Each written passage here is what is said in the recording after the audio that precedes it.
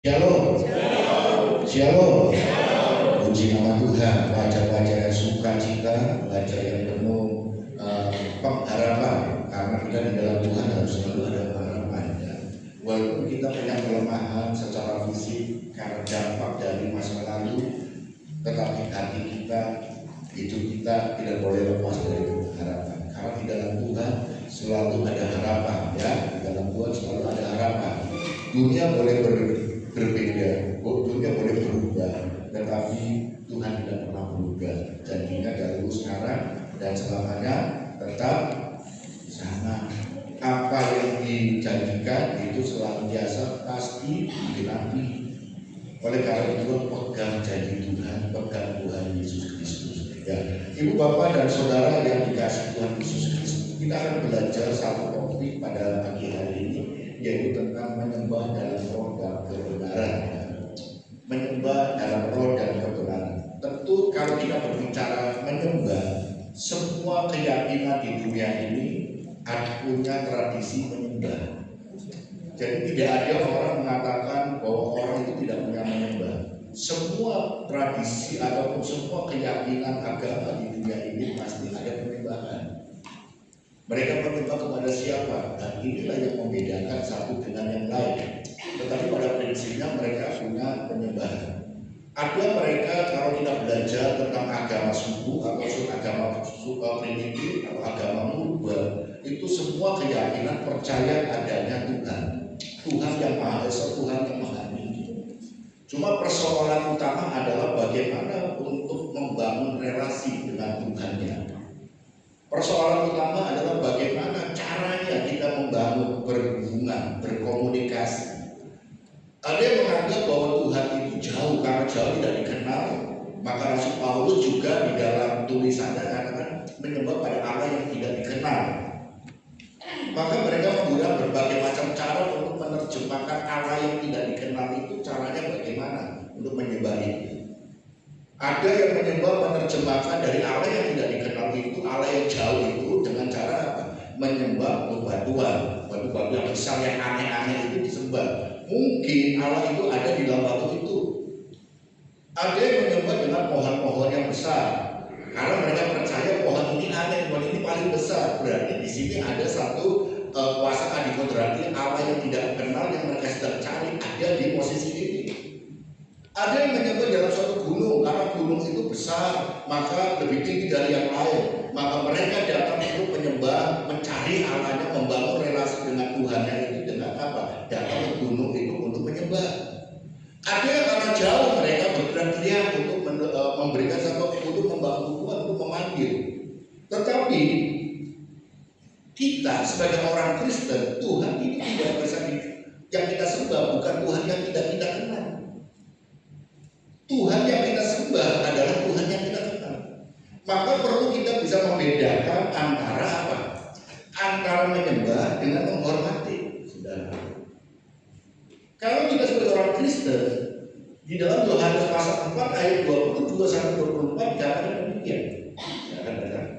Kamu menyembah apa yang tidak kamu kenal. Orang-orang, kalau dalam konteks ini adalah bangsa Yahudi, orang Samaria, dia mengatakan, kamu menyembah apa yang tidak kamu kenal. Kami menyembah apa yang kami kenal. Ini Tuhan Yesus berkata pada orang Samaria. Sebab keselamatan datang dari bangsa Yahudi. Apa cikal bakal kalau prototip tentang keselamatan itu adalah contohnya sebagai ini adalah bangsa Yahudi bagaimana menerima sebagai umat pilihan Allah. Tetapi saatnya akan datang dan sudah tiba. Yesus kata pada orang Samaria, saatnya akan datang dan sudah tiba. Sekarang bahwa penyembah-penyembah benar akan menyembah Bapa dalam roh dan kebenaran. Sebab Bapa menghendaki penyembah-penyembah demikian, yaitu apa? Menyembah dalam roh dan kebenaran. Allah itu roh, dan barang siapa menyembah Dia harus menyembahnya dalam roh dan kebenaran. Perhatikan ayat 22. Kamu menyembah apa yang tidak kamu kenal.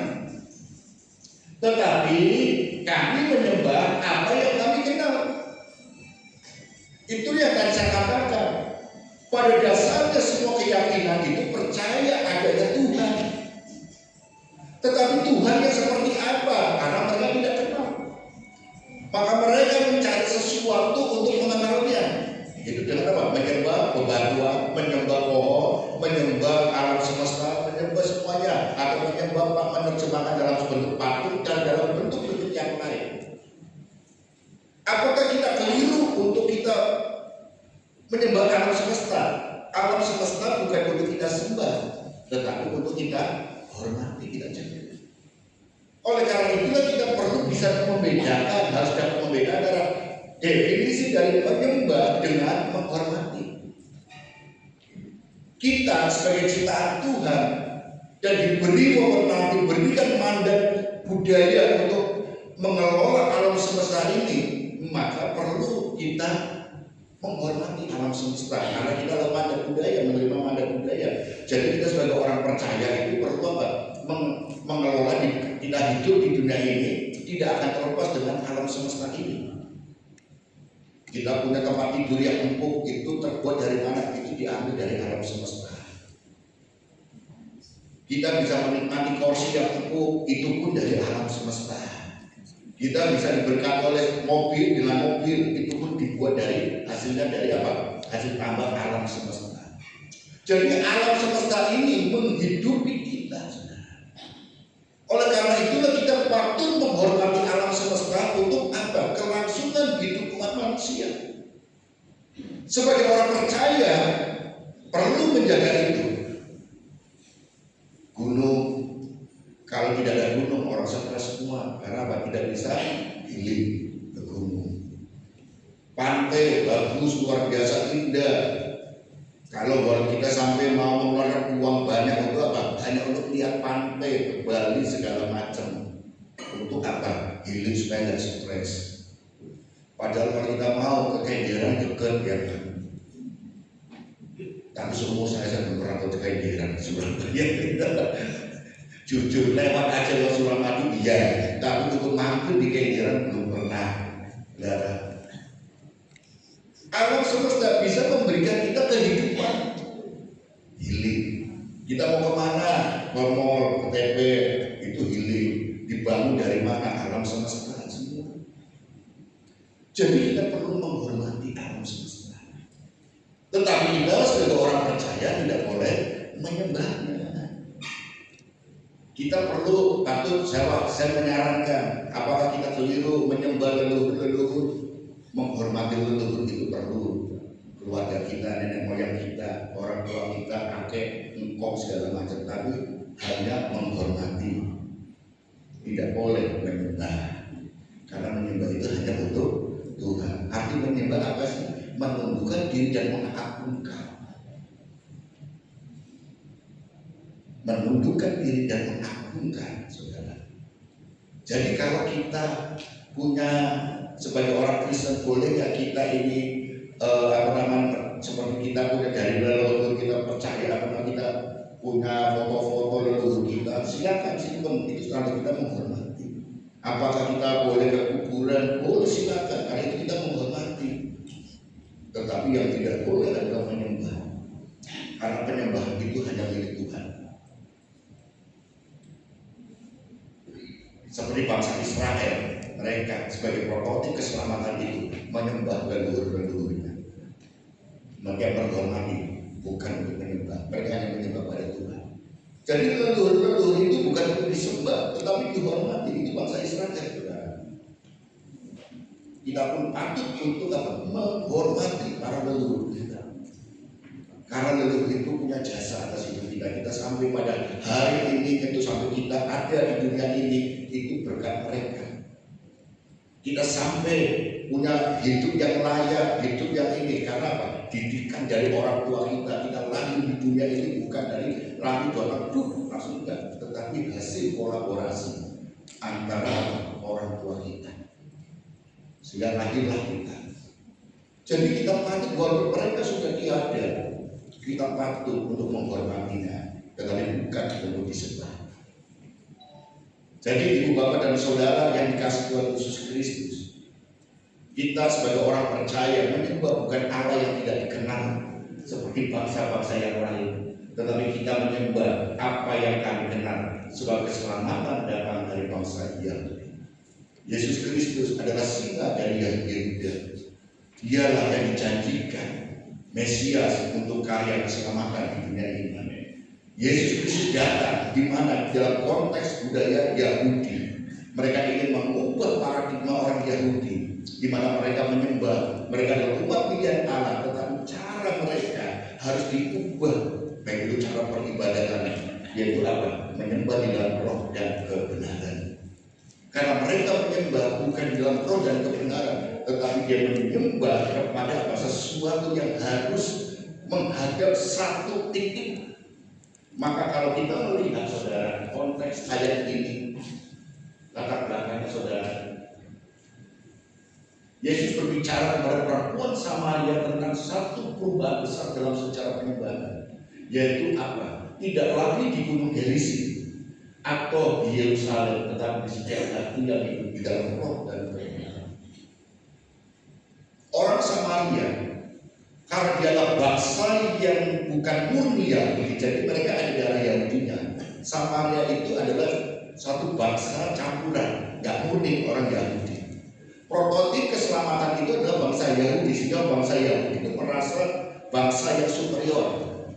Dia merasa adalah bangsa pilihan Allah, maka mereka punya apa? Membangun bait suci. Tuhan menyuruh dan membangun bait suci itu di Yerusalem, sehingga mereka menyembah di Yerusalem. Tetapi secara budaya Samaria hampir sama karena ada darah dari Yahudi. Maka budaya Yahudi itu mereka juga lakukan.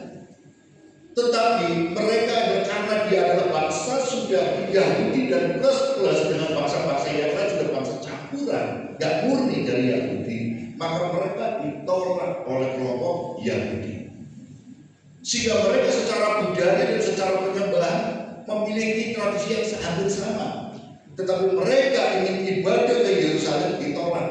Maka mereka mencari cara bagaimana mereka menyembah Allah yang tidak dikenal itu. Itu di mana? Di Gunung Gerizim. Sehingga orang Samaria mereka menyembah, beribadah kemana? Gunung Gerizim. Tetapi orang Yahudi menyembah di Bait Allah di kota Yerusalem. Ini sehingga Tuhan Yesus ketika dia menghampiri orang Samaria ini, perempuan Samaria ini, dia ingin mengubah cara pandangnya. Engkau menyembah di Gunung Gerizim yang tidak kamu kenal. Engkau menyembah mungkin orang Yahudi di Yerusalem, engkau tidak tahu siapa dia. Karena ketika menyebut nama Allah Elohim, dia sebut dengan Elohim ada Adonai, bukan Yehova, Yahweh. Karena bagi mereka Yahweh itu adalah sesuatu perkataan yang sakral yang tidak boleh disebutkan. Berapa minggu yang lalu kita telah mendengar khotbah yang tentang Adonai, Yireh. Bagaimana Yahweh itu tidak boleh disebut dengan sembarangan. Oleh karena itu saudara, Yesus ingin kalau engkau ingin menyembah yang benar, engkau bukan datang ke Yerusalem atau ke Gunung Gerizim, tetapi kenalilah dirimu Yesus Kristus.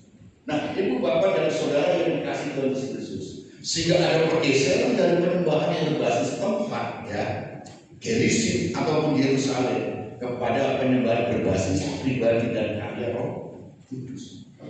Oleh karena itulah ketika kita menyembah, berhubungan dengan Allah kita, berkomunikasi dengan Allah kita bukan Allah yang tidak dikenal, tetapi sudah kita kenal.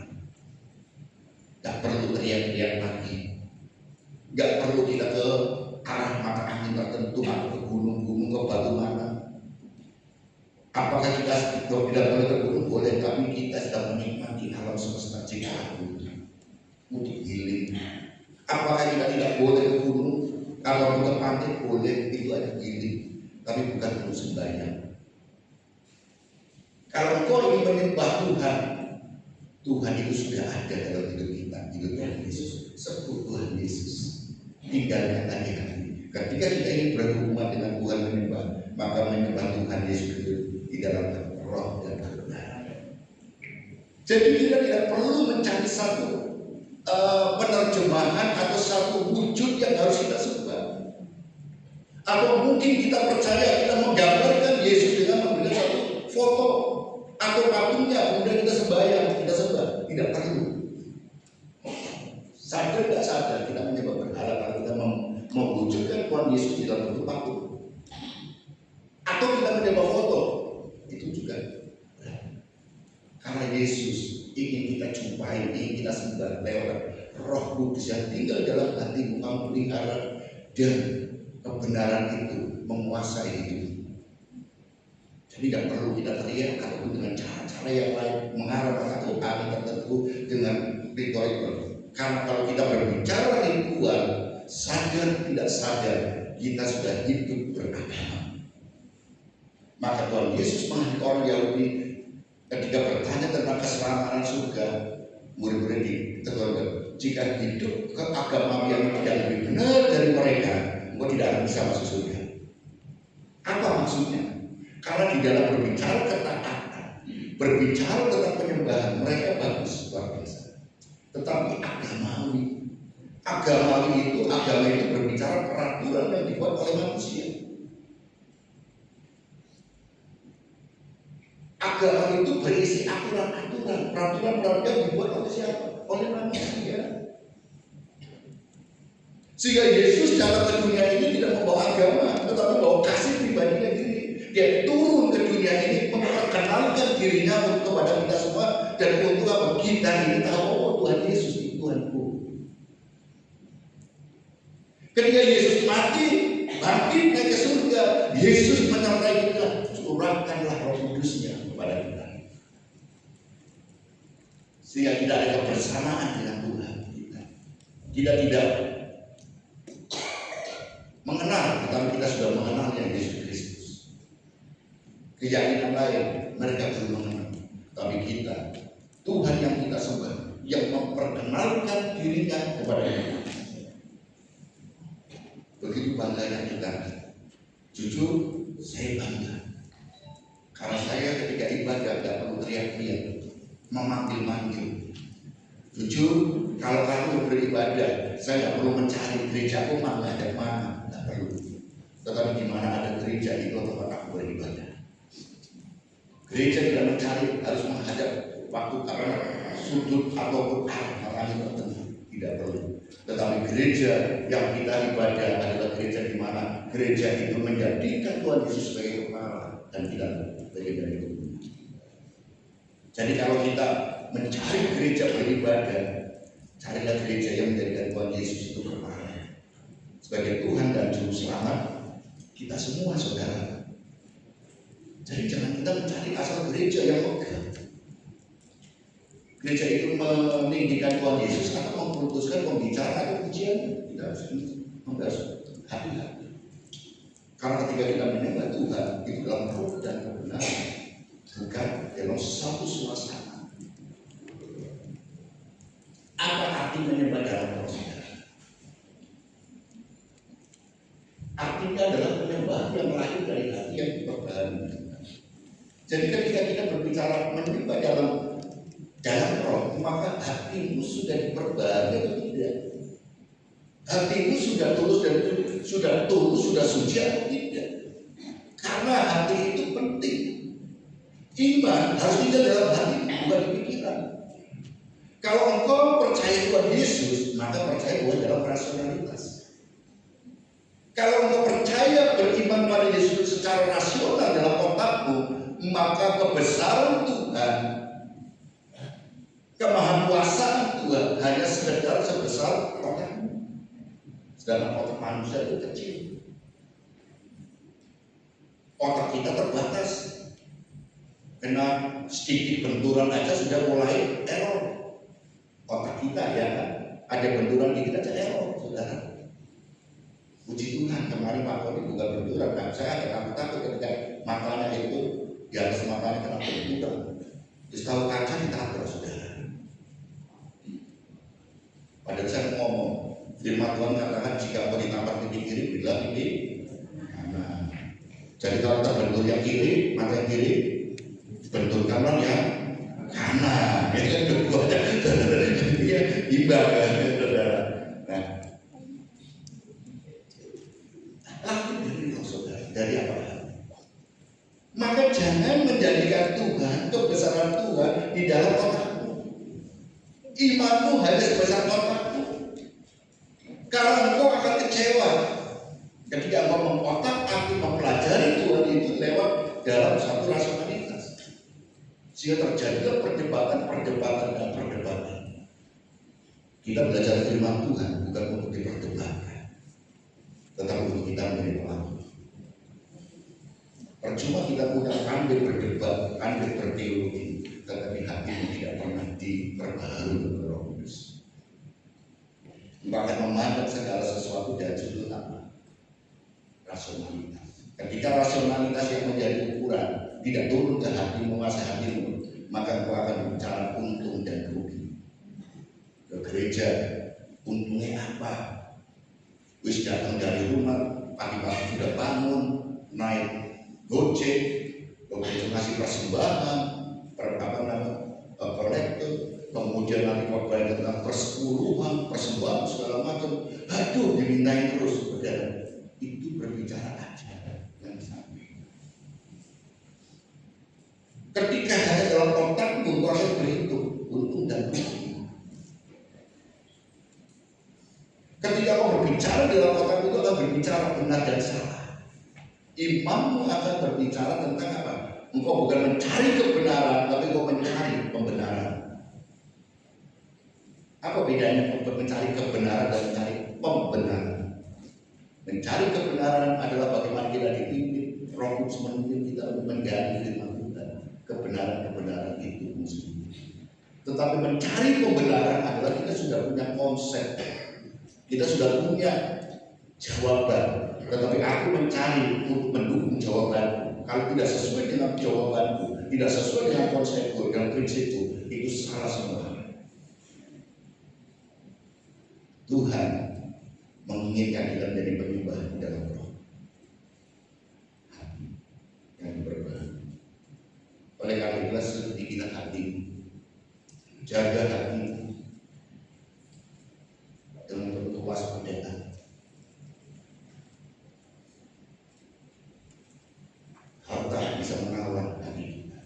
Maka firman Tuhan, Matius mengatakan, menuliskan, di mana hartamu berada, di situ hatimu berada. Apakah kita tidak boleh mengelola keuangan harta? Harta itu lagi dengan Tuhan, dan kita patut menikmati hasil jerih kita. Itu penting. Tetapi ketika engkau hanya dalam pikiran, maka harta itu akan menawan kita. Itu hitungan. Ada orang yang tidak mau ini kan apa? Sayang. Saya punya saudara. Saya punya saudara, dia punya harta, saudara. Punya harta. Kemudian ketika dia itu pengen naik apa? Naik pesawat. Tetapi nggak mau naik pesawat itu kadang naik pesawat. Naik pesawat ini emang lah. Mendingan naik ini. Jadi ketika dia disebut eman. Saya katakan, punya berkat, ada kesempatan, nikmati. Pengen naik pesawat, gak usah bingung. Tak ada, gak bisa eman. Dan apa yang terjadi eman dan eman, akhirnya dipanggil Tuhan. Dipanggil Tuhan, akhirnya hartanya, warisannya, yang ditabung uangnya yang dibagi anak-anaknya. Dia yang berjerih lelah mencari uang, mengumpulkan uangnya, hartanya, tidak menikmati, pengen naik pesawat aja enggak terkumpulkan sampai dipanggil Tuhan. Tapi yang dia pegang terus uang itu, jaga terus, ketika dia dipanggil Tuhan, dia dibawa naik pesawat, ya kan? Dibagi anaknya. Saudara, oleh karena itu saya tidak melarang harta Tuhan itu percayakan kepada kita untuk kita kelola. Tetapi kalau engkau ingin Tuhan kasih kesempatan untuk berbahagia, nikmati jalan-jalan sini. Karena engkau sudah berjalan perlu healing. Dan kita ini perlu alam semesta ini, Tuhan memberikan alam semesta untuk kita kelola, kita pelihara untuk apa? Kehidupan kita masa depan kita. Maka perlu kalau kita pengen ini punya adik, ayo. Kalau engkau suka pegunungan, ayo gunung. Kalau engkau suka pantai, ayo jalan-jalan ke pantai. Kalau engkau suka menikmati bangunan kuno, silakan nikmati. tapi bukan untuk disembah, tapi kita hormati. Itulah warisan dunia, warisan alam semesta, karya manusia yang Tuhan berikan hikmat pada mereka untuk membangunnya. Kita hormati, sehingga ada kesinambungan, ada keseimbangan. Nah, ibu bapak dan saudara yang kasih Tuhan Yesus Kristus, oleh karena itulah menyembah yang lahir dari hati yang diperbaharui. Yang kedua, ini bukan soal gaya ibadah, melainkan kondisi batin, saudara. Yaitu apa? Hati yang terhubung dengan Allah melalui karya Roh Kudus. Kalau imanmu hanya di otak, dengan rasionalitasmu, kok tidak akan pernah berhubung, karena otak kita terbatas. Coba saudara, kita jujur, kita harus jujur. Kita coba pandang pasangannya masing-masing. Ada Ko Jin Seo, ada Jimerti. Tadi saya tanya ke Jimerti, Ko Jin Seo ini gantengan ini waktu ada gigi dengan tidak ada gigi. Ini guyon ya Ko Jin Seo ya, guyon ya. Gantengan ini waktu masih ada giginya itu dengan yang tidak ada gigi. Kalau saya senang apa? Ya jawaban Jimerti cuma ketawa, saudara. Gak ada gigi, sebenarnya manis, saudara. Dan kalau ada gigi, makannya daging-daging terus, daging-daging. Kalau kayak gini, bubur murah, saudara. Jadi ada beliau, saudara. Jadi apa kita harus manusia kalau kita lihat pasangan kita. Kalau kita menggunakan dengan kacamata kita, ya saudara, kacamata kita, mata, ya kan, rasionalitas. Manusia itu berubah. Dulu pasangan kita waktu kita masih muda, perempuan cantik, istri itu cantiknya luar biasa. Tambah umur, yuk mulai apa? Anak yang telu, anak yang loro, mulai apa? Oh, itu kosong. Ayo, maka kalau kita menggunakan mata yang normal, ayo, bodinya beda enggak? Wajahnya beda enggak? Dulu bodinya langsing, setelah anaknya 2 langsung, ya kan? Itu saudara, kulit dulu sebelum ini mulus, setelah udah bertambah umur, tambah usia, mulai muncul kerutan, ya kan? Nah, itu wajar, itu manusia. Di kantor mungkin ketemu. Kalau kita mau jujur, ada anak belasan tahun, apa umur 25 tahun, jadi dibandingkan istriku sudah 60 tahun, ini ada umur 25 tahun. Kalau kita mau jujur, cantikan mana? Secara otak ya, secara mata ya, kita jujur. Ayo kalau kita mau jujur, karena kita menggunakan otak, mata jasmania kita, rasionalitas membandingkan. Kita bisa membandingkan, rasionalitas itu membandingkan antara A dan B. Tetapi kalau iman itu turun ke cara pandangmu dalam hatimu, hati itu maka hati itu buta, saudara. Selamanya apa? Istriku lah. Memang cantik, saudara. Tapi yang paling cantik adalah istriku. Karena apa? Buta hatiku. Ya, hatiku buta. Gak perlu membanding-bandingkan lagi. Tapi apa? Aku menggunakan kacamata hatiku, pandang hatiku. Yaitu apa? Walaupun bodinya sudah bukan langsing lah, tapi langsung sudah mulai ini nggak popo, itu yang paling cantik istri. Walaupun secara mata membandingkan secara rasionalitas kita harus jujur, umur 25 dengan 60 masih beda, ya kan? Gitu kan? Tetapi kalau turun hatinya harus dalam hati. Maka kemarin minggu yang lalu berbincang-bincang di Google di depan itu apa namanya, suster itu perawat yang jaga itu kalau orang sakit itu 400.000 sehari, 400.000 memang untuk menjaga pasien orang sakit, ya kan, 400.000. Muncullah guyonan, Pak Jo, dia mau operasi nanti, Pak Jo mau cari suster atau enggak, Pak Jo. sehari biro pajo. Nah, 400, udah pajo kalau cari yang 400.000, makanya susternya umur 60, 70 apa sih selawe. Bayar foto ya kan gitu kan.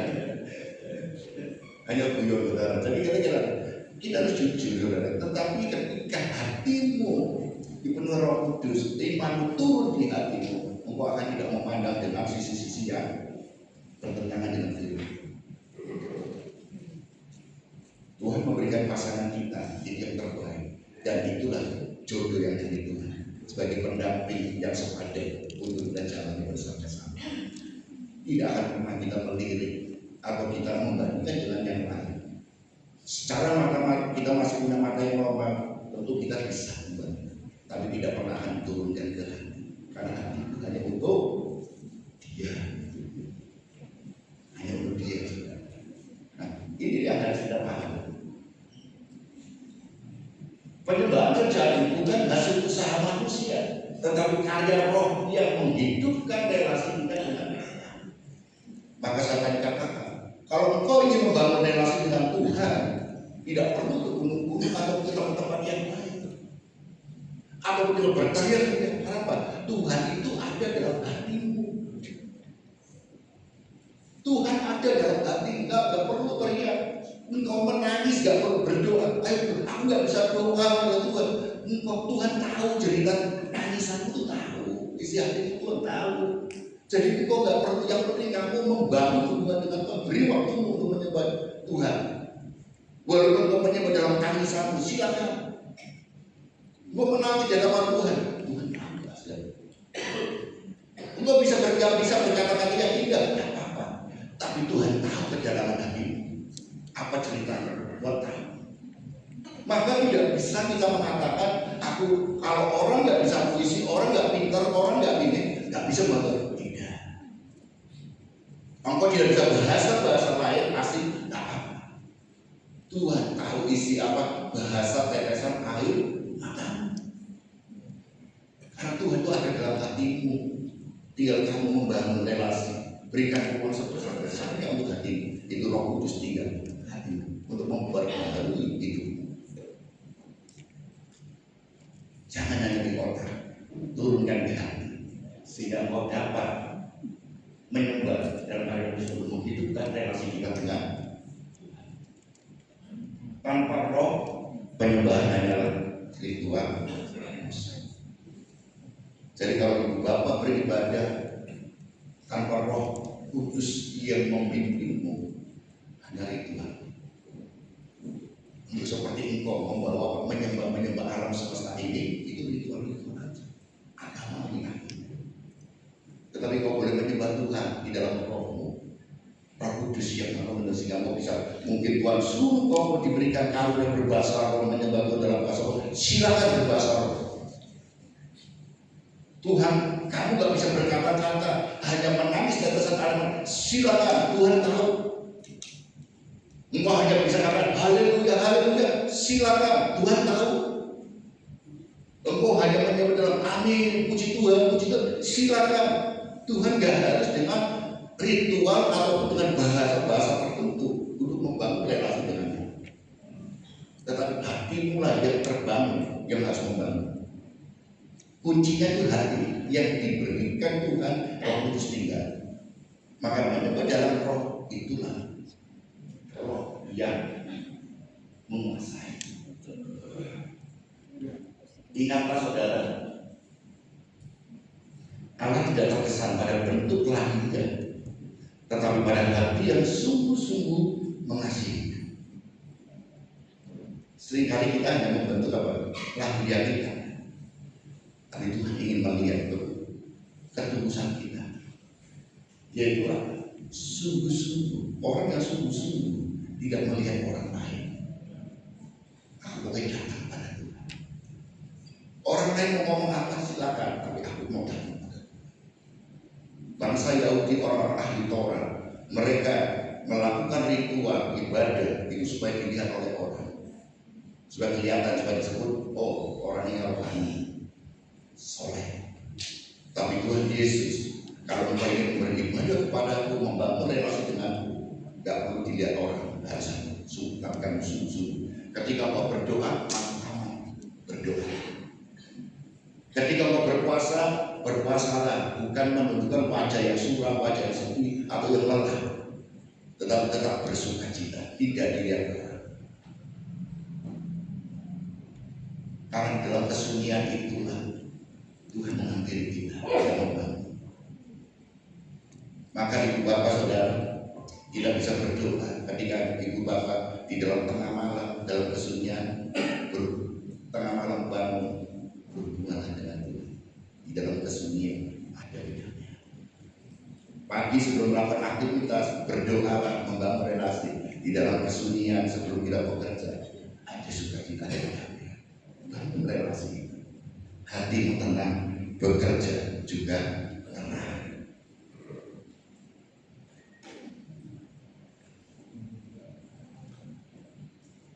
Menyembah dalam kebenaran, apa maksudnya? Artinya dalam penyembahan yang berakar pada pewahyuan Allah yang sejati, yaitu Kristus dan firman-Nya. Jadi kalau kita menyembah di dalam kebenaran, kebenaran mana? Yang kita agungkan, yang kita yakini. Kalau kita menyembah di dalam kebenaran, maka itu yang harus menuntut kita dengan keyakinan apa, kebenaran apa yang kita pegang. Apakah kebenaran agamawi, atau kebenaran nenek moyang kita, tradisi, dongeng, atau apapun, atau bagaimana apa yang kita pegang untuk kita menyembah? Apa yang diajarkan oleh leluhur kita cara sembahyang? Pegangan kita adalah menyembah dalam kebenaran. Kebenaran yang menjadi fondasi kita, dasar kita, yang menjadi tuntunan kita adalah Kristus. Ketika Tuhan Yesus berbicara dan Yohanes menulis, ada namanya Injil. Sehingga kebenaran itu adalah Yesus Kristus sendiri. Kalau engkau menyembah, sembahlah Tuhan Yesus. Yesus ikuti aja. Dari mereka mulai berbondong-bondong untuk mengikuti Tuhan. Ketika Tuhan Yesus naik ke surga, Roh Kudus turun, itu menguasai hati. Jadi engkau, kebenaran yang engkau pegang adalah menyembah dalam Roh, adalah Roh Kudus yang ada dalam hatimu, dan kebenaran yang kamu sembah di dalam kebenaran itu kamu menyembah itu dalam firman. Firman apa? Injil. Karena para murid akhirnya menulis Injil, apa yang diajarkan Tuhan Yesus itu dibukukan sehingga disebut dengan Injil.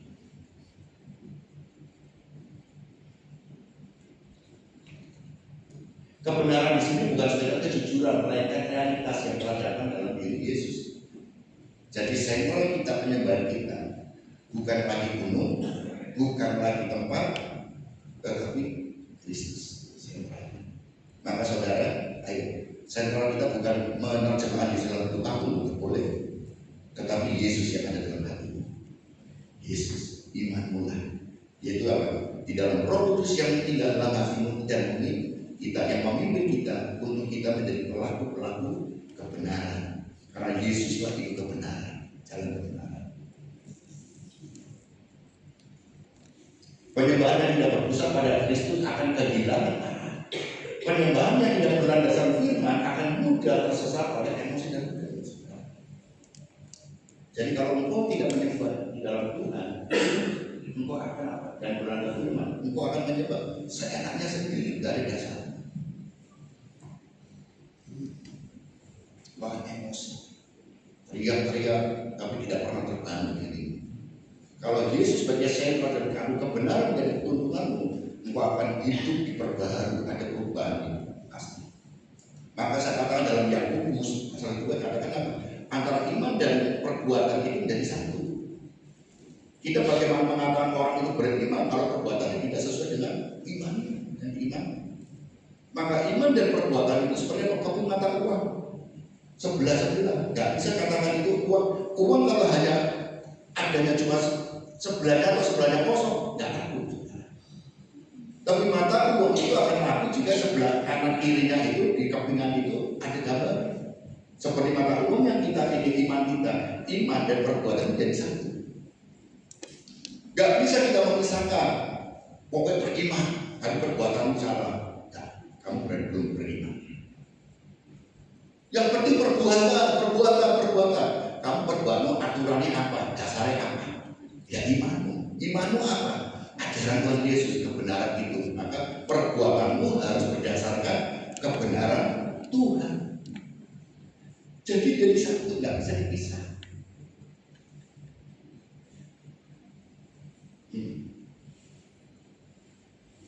Sehingga arti menyembah dalam roh dan kebenaran artinya apa?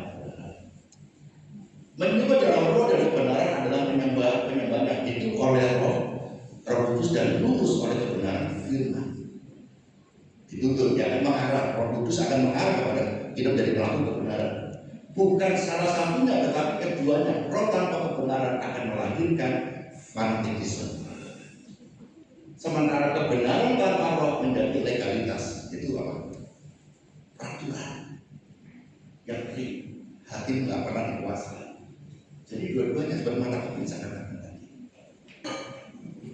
Ketika Roh Kudus memimpin dan kebenaran firman menuntun, penyembahan menjadi pengalaman yang bukan hanya menyentuh perasaanmu, tetapi mengubah kehidupan. Roh Kudus tidak dalam hatimu, perbuat itu menuntun untuk apa? Perbuatan. Jadi hidupmu itu dipimpin oleh Roh Kudus. Roh Kudus itulah yang akan menuntut kita ini untuk menjadi pelaku kebenaran. Iman tanpa perbuatan mati. Iman kita ini dasar apa? Roh Kudus yang tinggal dalam hati yaitu Yesus Kristus itu yang akan menuntut perbuatanmu itu sesuai dengan kebenaran. Jadi orang melihat iman kepada Yesus Kristus itu dari mana? Perbuatan.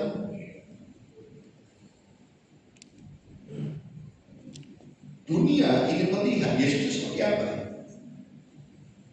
Dunia ingin melihat Yesus itu dalam hidupmu. Jikalau dunia itu melihat hidup anak-anak Tuhan itu kacau, bagaimana orang akan percaya Tuhan? Salah satu contoh adalah Mahatma Gandhi. Ketika dia sekolah di Afrika Selatan, dia ingin dengan dia sebagai orang India dengan baju adatnya, kemudian dia melihat ketika dia membaca Injil, ya kan, dia terkesan dengan ajaran Yesus Kristus. Injil itu dibaca, yaitu dia dengan sehingga dia terkenal dia perjuangannya tanpa kekerasan, Mahatma Gandhi. Tetapi ketika dia ada di dalam gereja, dia tertarik untuk beribadah, masuk ke gereja itu. Tetapi ketika dia melangkah masuk ke gereja, baru di depan gereja langsung ditolak oleh penerima tamu. Tidak boleh masuk. Kenapa saudara?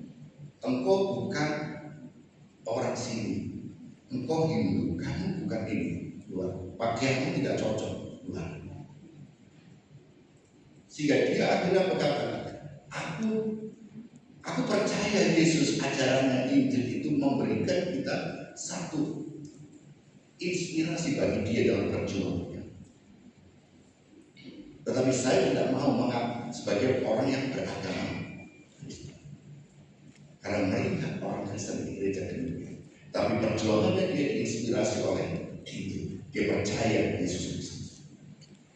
Bukankah seringkali kita melihat dan kita melihat orang Kristen waktu itu dan kita sering mendengar juga, tetapi itu tempat lain. Di gereja kita, orang Kristen kita sebagai pengikut Kristus berbeda dengan mereka. Kita percaya Yesus Kristus, hidup kita dipimpin oleh Roh Kudus, dan kebenaran itu akan menuntun kita untuk menggenapi janji. Sehingga apa saudara? Dari altar gereja menuju keseharian seluruh hidup menjadi liturgi kasih. Dari altar gereja menuju keseharian kita. Engkau altar gereja melayani Tuhan semuanya. Ayo, sampaikan pada keseharianmu. Bukan ketika kau memuji Tuhan dengan megahnya, dengan meluap-luap, dengan menyembah atau menangis, turun dari mimbar, dari altar, sama dengan yang lainnya. Harus menghidupi. Karena apa? Ketika kita beribadah itu dipimpin oleh Roh Kudus, maka Roh Kuduslah yang memimpin kita dalam ibadah. Seluruh hidup menjadi liturgi kasih hidup kita. Roma 12 ayat 1 dan 2. Karena itu saudara-saudara, demi kemurahan Allah, aku mengajarkan kamu supaya kamu mempersembahkan tubuhmu sebagai persembahan yang hidup, yang kudus dan yang berkenan kepada Allah. Itu adalah ibadahmu yang sejati. Hidupmu dari antar menuju kehidupan sehari-hari kita. Perubahan harus, ya kan? Ibadah sejati itu dari antarmu, ibadahmu jadi sampai ke keseharianmu. Kasih sebagai dalam hidupmu dari liturgi kasih. Jadi hidupmu penuh kasih. Janganlah kamu menjadi serupa dengan dunia ini, tetapi berubahlah oleh pembaharuan budimu, sehingga kamu dapat membedakan mana kehendak Allah, apa yang baik, yang berkenan kepada Allah, dan yang sempurna. Ada pembaharuan. Ibadahmu harus berdampak pada pembaharuan.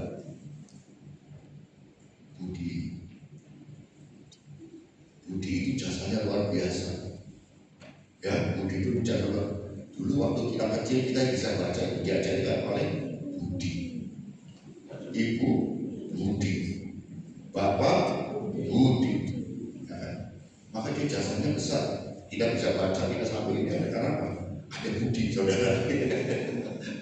Nah, kita pun apa? Perubahan budi, ya kan? Harus ada perubahan. Orang Kristen harus berubah dalam pembaharuan budi sehari-hari. Bagaimana kalau firman imanmu bukan di otak tapi turunkan ke hati akan mengubah hidupmu. Tapi kalau hanya di otak, engkau semuanya berdebat dan berdebat, ngeyeran di akhir, ya kan? Dan itu Tuhan tidak suka. Tuhan senang ibadahmu berdampak pada pembaharuan budimu dan di dalam kehidupan sehari-hari, sehingga firman Tuhan katakan kamu dapat membedakan mana kehendak Allah, mana kehendak Allah dan mana yang bukan, apa yang baik, yang berkenan kepada Allah dan yang sempurna. Ini saudara. Coba saudara renungkan, saudara. Yohanes pasal 4 ayat 24. Allah itu roh, dan barang siapa menyembah Dia harus menyembahnya dalam roh dan kebenaran. Allah itu roh. Mari Bapak isi hatimu dengan Roh Kudus, sembahlah Tuhan dalam roh. Tidak perlu engkau berfasih lidah, tidak perlu engkau berteriak-teriak, tapi roh mulai yang menyembah karena Tuhan penuh bahasa. Dan kebenaran Tuhan itu yang menuntunmu. Hiduplah di dalam kebenaran Tuhan yang engkau yakini, yaitu apa? Firman. Jadi menyembah dalam roh dan kebenaran. Tuhan mencari, karena Tuhan itu adalah roh, maka engkau harus datang dengan roh dan kebenaran menuntun. Artinya Roh Kudus itu memimpinmu dan kebenaran menuntunmu. Allah bukan mencari penyanyi, pemimpin pujian atau pengkhotbah besar. Dia mencari penyembah yang sejati. Jadi tidak perlu kita ini apa harus belajar ini. Jadilah dirimu yang berkenan kepada Tuhan. Tidak penyembah sejati. Relevansi saudara, gereja saat ini seringkali tergoda mengukur kualitas penyembahan dari suasana dan musik, padahal Allah melihat hati dan ketawa. Di awal saya katakan, seringkali kita itu terpesona dengan suasana entertain. Banyak saat ini gereja-gereja menjadi gereja yang entertain. Hanya menonton kan entertainnya juga. Sehingga jemaat tidak jemaat itu sudah pindah-pindah. Kalau jemaat berpindah-pindah berarti apa? Dia tidak terangkat.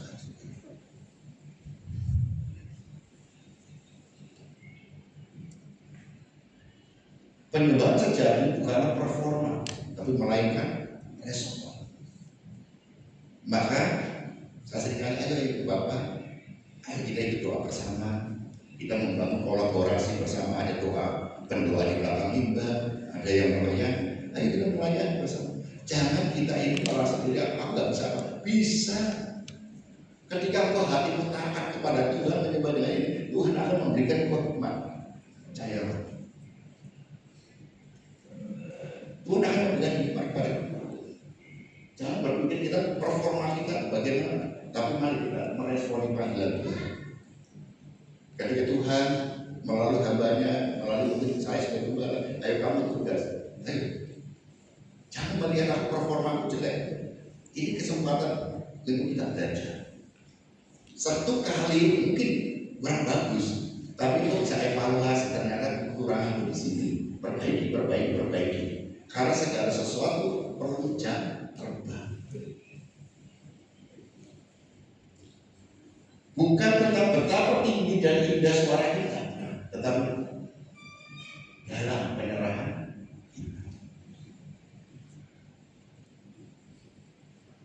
Terus belajar menaikkan penyembahan bukan hanya dengan bibir, tetapi melainkan dengan hidup yang dipenuhi roh dan diukur. Jadi menyembah dalam roh dan kebenaran, dan Roh Kudus itu memimpin kita kebenaran, menuntun kita untuk melangkah. Roh Kudus akan memimpin kita untuk dapat membedakan mana yang benar dan mana yang salah. Apakah ini kehendak Tuhan atau kehendak manusia? Dan kebenaran itulah yang akan menjadi satu petunjuk langkah kita. Oleh karena itulah untuk tahu yang benar dan yang salah, baca firman. Ingin tahu hidup bagaimana yang dilakukan sepanjang hari ini, berdoa dan baca firman. Apa yang harus kita kerjakan, baca firman. Karena firman itu kebenaran yang akan menuntun kita. Jadi jalan kita dituntun oleh firman. Cara berpikir kita, bertindak kita, Roh Kudus jangan memimpin kita. Seperti contoh dalam Kisah Para Rasul, ketika Filipus harus dipimpin oleh Roh pergi menjumpai sida-sida Ethiopia. Ketika terjadi percakapan segala macam, akhirnya sida-sida percaya dan kita dibaptis. Itulah Roh Kudus yang bagi bangun relasi. Roh Kudus akan memimpinmu dan kebenaran akan menuntun. Ketika kamu menghadapi situasi kondisi yang sulit, firman Tuhan akan berbicara kepadamu. Ketika kamu mengalami kesusahan, firman Tuhan akan menjadi rema pada dirimu, sehingga firman Tuhan menuntun langkahmu. Seringkali kan demikian kan, ketika kita menghadapi situasi kondisi yang tidak enak, firman Tuhan itu berbicara kepadamu, diingatkan. Itulah kode dipimpin dan dituntun oleh Roh Kudus, dituntun oleh kebenaran. Berbicara. Nah, saudara yang dikasih Tuhan Yesus Kristus, inilah yang menjadi kekuatan kita dan menjadi satu pembelajaran kita. Penyembahan sejati tidak diukur dari volume musik, tetapi dari kedalaman hati dan kesetiaan pada firman. Nah, ibu bapak dan saudara dikasih Tuhan Yesus Kristus, mari jadilah penyembah-penyembah yang benar di dalam roh dan di mana kebenaran Roh Kudus itu akan memimpinmu dan kebenaran akan menuntun langkah. Menyembah kepada Tuhan dalam hatimu, bukan dengan kita mencari-cari satu bentuk yang lain, tetapi Tuhan yang kita kenal sudah memperkenalkan dirinya untuk bersama dengan kita ada dalam hati. Maka peliharalah Roh Kudus dalam hatimu untuk memimpin, dan kebenaran yang kita pelajari setiap hari itu akan menjadi langkah menuntun langkah itu, sehingga hidup kita boleh berubah. Menyembah dalam roh dan kebenaran dilihat bukan bagaimana indah suara, tetapi hatimu yang melekat kepada Tuhan. Amin firman Tuhan. Mari kita panggil berdiri. Saudara semuanya dan para pelayan. Sebentar kita akan masuk dalam perjamuan kudus.